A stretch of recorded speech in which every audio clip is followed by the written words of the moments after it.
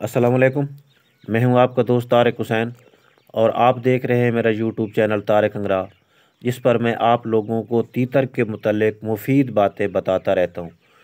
तो अगर आप भी इस तरह की मालूमाती वीडियो देखना चाहते हैं, तीतर की बीमारियां, इलाज, ब्रीडिंग टिप्स, तो आप मेरे चैनल तारिक अंगरा को सब्सक्राइब कर लें और साथ ही लगी हुई घंटी के निशान पर क्लिक करके ऑल नोटिफिकेशन को इनेबल कर दें, ताकि मैं जो भी वीडियो अपलोड करूं उसका नोटिफिकेशन आप लोगों तक पहुंचता रहे। तो दोस्तों, हमारी आज की वीडियो का उन्वान है, क्या तीतर के बच्चों के पर काटने चाहिए या नहीं काटने चाहिए, अगर अगर अगर काटने हैं तो कितना इनको काटना चाहिए। आज की वीडियो में ये सब चीज़ें बड़ी तफसील से बताऊंगा, क्योंकि इसमें आपने मुख्तलिफ़ लोगों की मुख्तलिफ़ राय सुनी होगी। पहले मैं आपको बताता हूं कि इनके पर कब नहीं काटने चाहिए।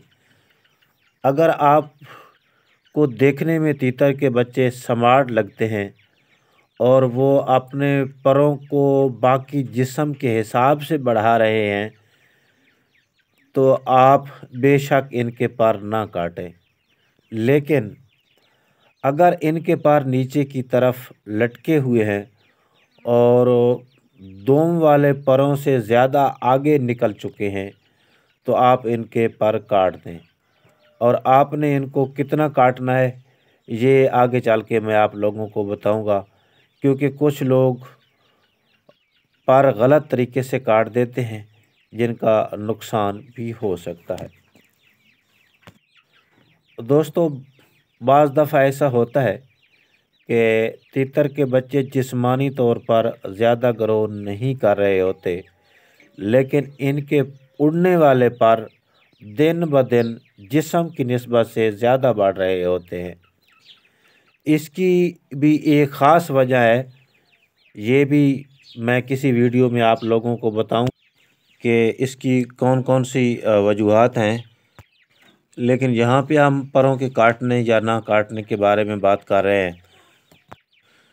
दोस्तों, कोशिश करें कि परों को इस तरह काटें कि बच्चे का जिस्म परों में ढका रहे, यानी जहाँ से दुम शुरू होती है वहाँ से काट लें, ताकि इनकी खूबसूरती भी बरकरार रहे और पर काटने का मकसद भी पूरा हो जाए। कुछ लोग बिल्कुल इसको गंजा कर देते हैं, जो कि इंतहाई गलत है।